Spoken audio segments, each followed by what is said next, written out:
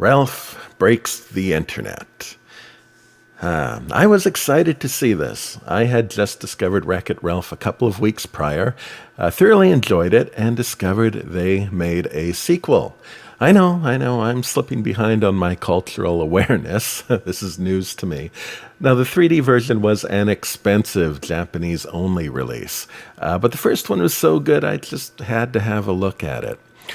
Now, this one quickly leaves the arcade and takes place mainly out on the web.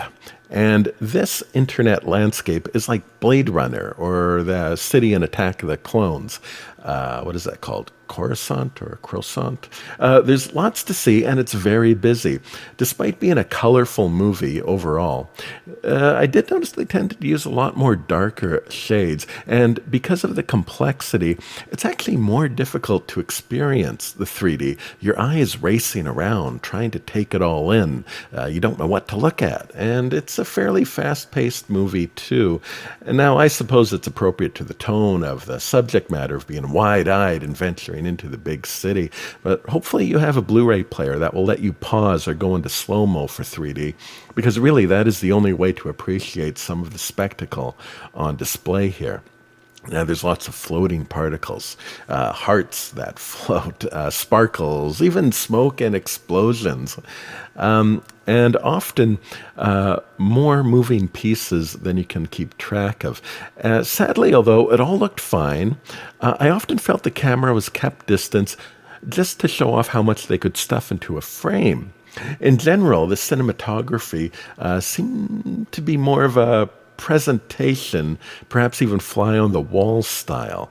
So a lot of what I saw had me feeling like I was just looking in and not really a part of it. There was lots of wow material, but rarely did I feel wowed, if that makes sense. It was a little bizarre in that I felt it wasn't just missed 3D opportunities, but missed dramatic opportunities. Story-wise, gee. Now, my channel is Go Find Fun, not Go Find Poop to Step In, so I don't even know what to say. Perhaps I'll come back to it. Hey, there's a cool Star Wars cameo that mimics a stormtrooper scene out of A New Hope. They visit Disney on the web, and it's kind of a long promo for Disney with rapid-fire cameos. Counting them could be a video in itself, although the inclusion of this digital Disneyland within the movie did feel like a natural fit, but on the flip side, I also kind of wonder why they let it happen, wonder why they thought it was a good idea. Perhaps I'll use Coca-Cola to explain. Now, Coke works very hard to get its drinks served at arenas, theaters, and they have for over a century spent a fortune on Christmas advertising. They invented Santa Claus. Now, they don't get that many sales from those places, nor are they trying to get a holiday sales boost.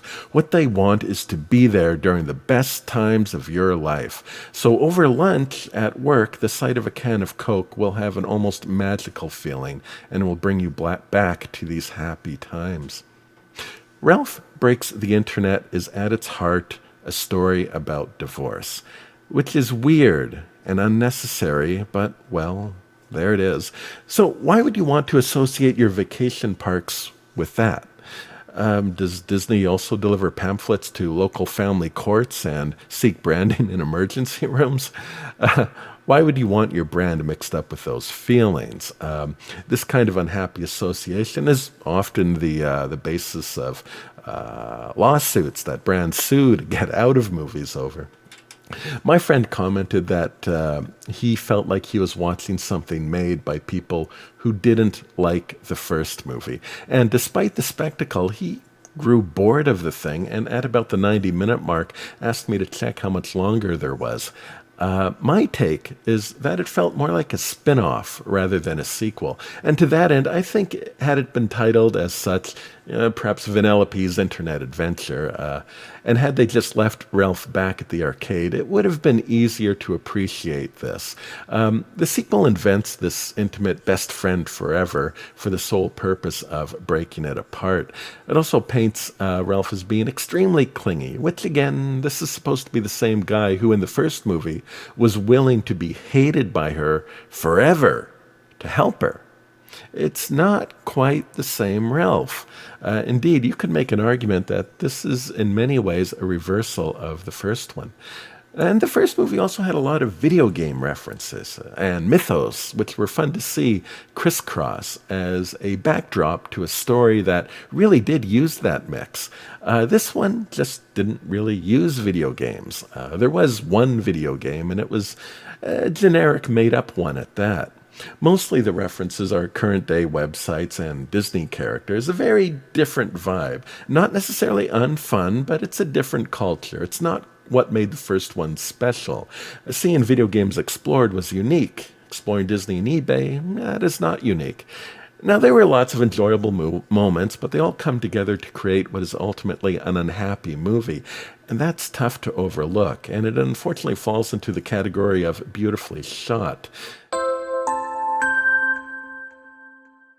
And well, I guess if you're going to kill a franchise, best get it over with early.